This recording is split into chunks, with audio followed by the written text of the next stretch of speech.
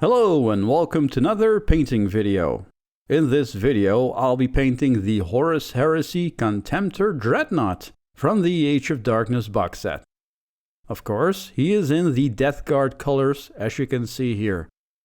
I will be using the same paint scheme as I did in my Death Guard Space Marines video, so I'll go over it quickly and perhaps show you some more tips and tricks. Let's begin, shall we? First off, I want my Dreadnought to be in a cool pose. This kit allows you to pose the legs, which is a really cool feature. As you can see here, I pose the legs of the Dreadnought if he is standing over a fallen foe. This fallen foe, and his fallen body, which you'll see in a minute, I 3D printed. You can find the files in the description.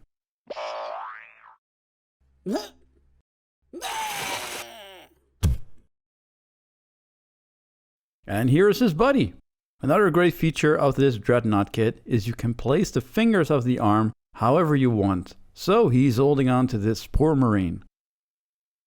As for the weapon, I made the autocannon and multi-melta. I thought I could switch them out, which you can, but am I really going to do that ever? I usually just go with the coolest gun, which was the multi-melta in this case. Here is the build Dreadnought. I sticked on the arms with some blue tack, as I'm keeping the arms separate during the painting process. You can also see some rock formation, which I also 3D printed to enhance the base even more. On to painting. As with my other Death Guard models, I use the airbrush. You can do this with a normal brush, but the airbrush is a great time saver. I do find the Contemptor Dreadnought is a very interesting model. It's very polarizing. I've talked to a lot of people that don't really like this type of Dreadnought at all.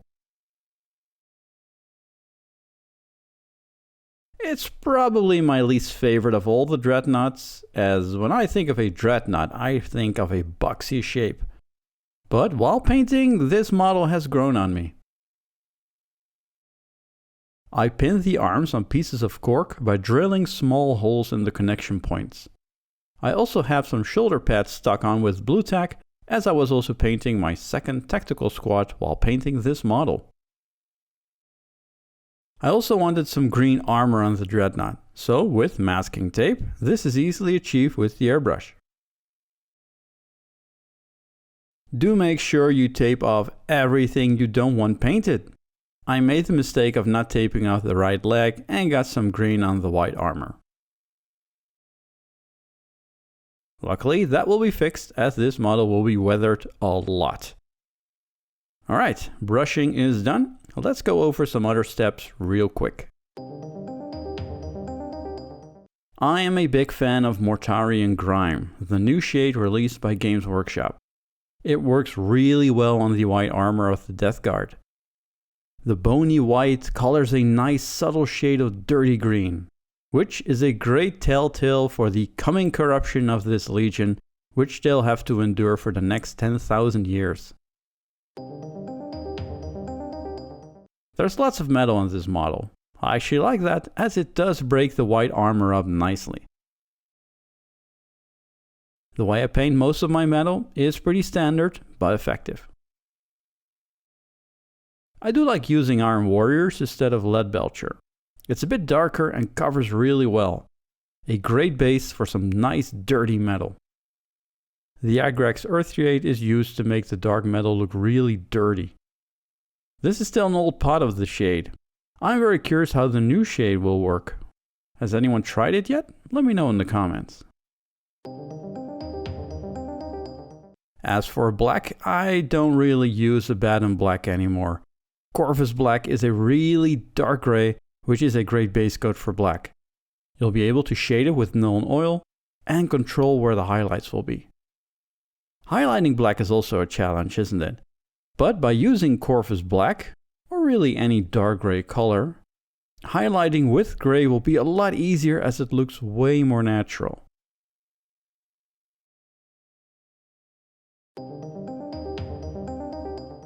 I added some transfers, as you can see here.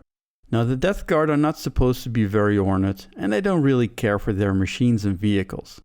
But we need the sigil of the Death Lord on here, right? I also added some transfers to the shoulders. On to weathering. Again, I use a sponge to add the battle damage and wear and tear on the entire model. As for you, just go nuts, or just add a couple, all up to you. I find it very difficult to go subtle, as sponging does give a really cool effect. As an extra step, that I didn't do on these Space Marines was sponge on some lead belcher. This adds more depth on the big armor panels. On a Space Marine, that detail wouldn't be very noticeable. The dirty down rust effect is a great tool. With my brush, I drag these dirty streaks of rust on the armor. Lovely. Streak and grime, I only use sparingly on this model, where I thought lots of buildup would be of dirt and grime.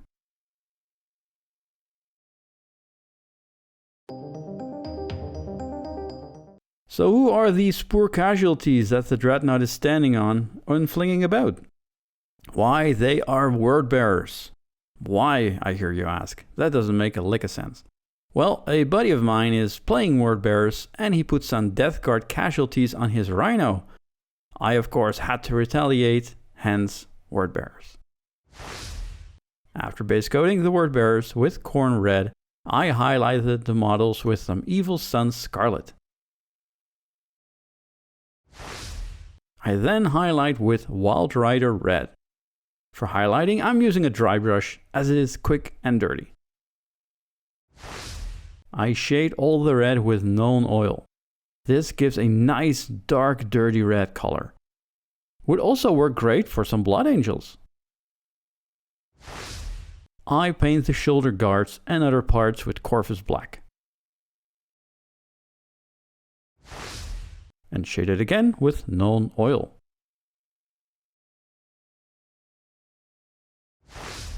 I end with painting the trimmings with Iron Hand Steel and shading that with Agrax Earthshade.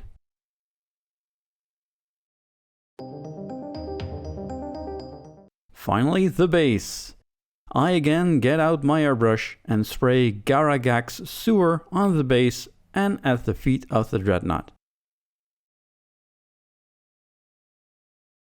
Next come a couple of dry brushes of Steel Leech and Drab